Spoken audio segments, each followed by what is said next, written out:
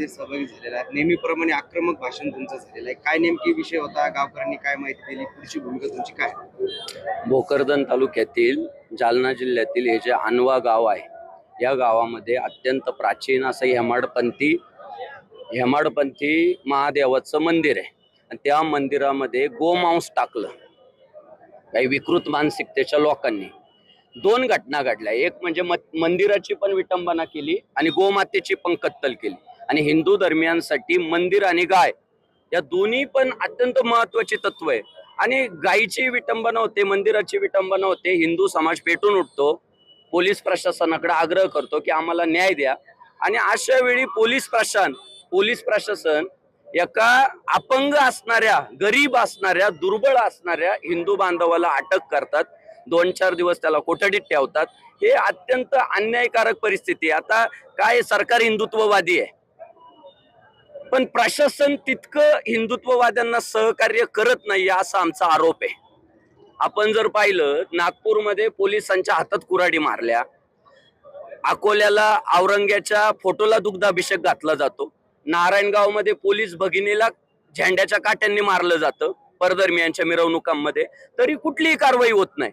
आणि आमच्या हिंदू मंदिरात गोमांस टाकलं जातं, मंदिराची विटंबना केली जाते आणि मशिदीच्या व्हिडिओ कॅमेऱ्याचा पुरावा घेऊन आमच्या हिंदू बांधवाला अटक केली जाते. याच्यापेक्षा मोठा अन्याय कोणता असेल? अरे नेते आमचे हिंदुत्ववादी आहे, मग प्रशासनाला थोडं हिंदुत्ववाद्यांना सहकार्य करायला अडचण काय?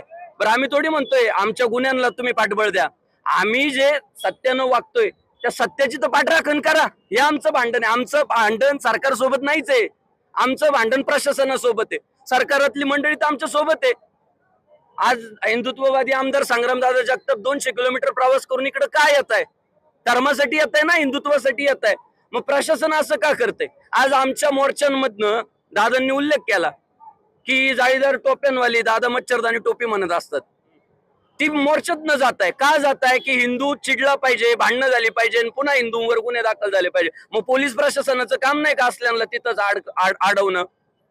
दुसरा मुद्दा असा आहे की जो तो अपंग हिंदू बांधव यांनी अटक केला, त्याला एका पोलिसाने फोन करून तिकडे बोलावलं की माझा मोबाईल तिथं हरवलाय, जाऊन बघून ये. आणि मग मशिदीच्या व्हिडिओचे त्या व्हिडिओ शूटचे सगळे फुटेजचे पुरावे वापरून त्याला अटक होती. आज जर आम्ही जमलो नसतो, संग्रामदादा आपण सगळे जर जमलो नसतो ना, त्याला सोडवला असता आतमध्ये पोलीस प्रशासनानं.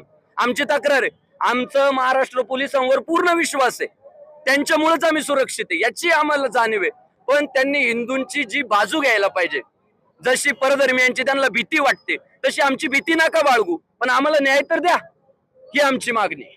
नवीन मागणी तुम्ही केलेली आहे की ज्याच्या हद्दीमध्ये गोमांस सापडेल किंवा कत्तलखाना सापडेल अशा पोलिसांना निलंबित करा. अडचणच तिथं आहे सध्या. चौकात हिंदुत्ववादी उभे, गोमांसाच्या गाड्या अडवताय, गायींच्या गाड्या अडवताय. अडचण एवढीच आहे, पोलीस प्रशासनाकडून जे सहकार्य व्हायला पाहिजे तसं होत नाही. एकदा जर पोलीस प्रशासनावर तशी कारवाई व्हायला सुरुवात झाली की ज्या गावामध्ये गाय कापली तिथल्या पोलीस अधिकाऱ्याला निलंबित केलं किंवा काही का होईना कारवाई केली, गोहत्या बंद होईल महाराष्ट्रातली आणि आमचा शेतकरी सुखी होईल, श्रीमंत होईल. आज गाय कापली जाते म्हणून आमचा हिंदू शेतकरी अडचणीत चाललाय, कर्जबाजारी होतोय. ज्या दिवशी महाराष्ट्रातली गाय कापणं बंद होईल, पुन्हा शेतकऱ्याच्या दारात सोन्याचा धूर निघल.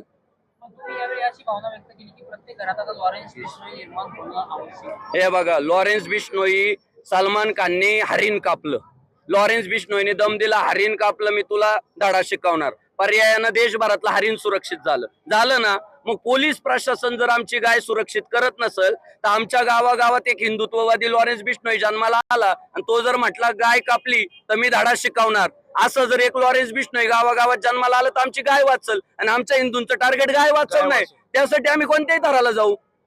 म्हणून आम्ही लॉरेन्स बिश्नोईचा